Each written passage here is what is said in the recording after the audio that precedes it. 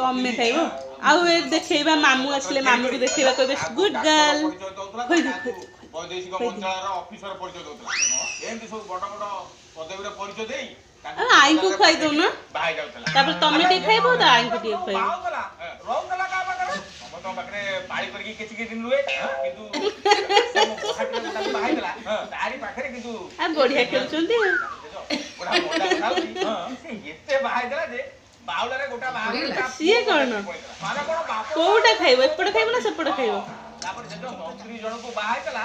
ଆଈଙ୍କୁ ଖୁଆଇଦିଅ ଜଲ୍ଦି ଯୋଉ 30ଟା ଲାଇନ ନଥିଲେ କି ସେ 30ଟା ଭିତରୁ ଗୋଟା ହଉଛି ଯୋଉ ଫେବୃଆରୀ 14 ଯୋଉ ଆମର ଭାଲେଣ୍ଟାଇନ ଡେ ଗଲା ସେଇ ଭାଲେଣ୍ଟାଇନ ଡେ ରେ ତାକୁ ବାହା ହବାକୁ କଥା ଦେଇଥିଲା ସିଏ ଗୋଲାପ ଫୁଲ ଧରିକି ରେଡି ହେଇକି ବଇଛି ଇଏ ଗଲେ ତାକୁ ବାହା ହବ ତା ପୂର୍ବରୁ ଆମେ ତାକୁ ଉଠେଇ ଦିଆ ଖୁଆଇଦିଅ ଗୁଡ୍ ଗାର୍ଲ ସିଏ ବେହୋସ ହେଇକି ପଇଲା ତାପରେ 19 ତାରିଖ ଦିନ ଯାଜପୁର ତାକୁ ରେଡି କରି ରଖିଥିଲା ସିଏ ଯଦି ଶୁଣିଲା ଆମେ ଆକୁ ଉଠେଇ ସିଏ କଣ କରିଛି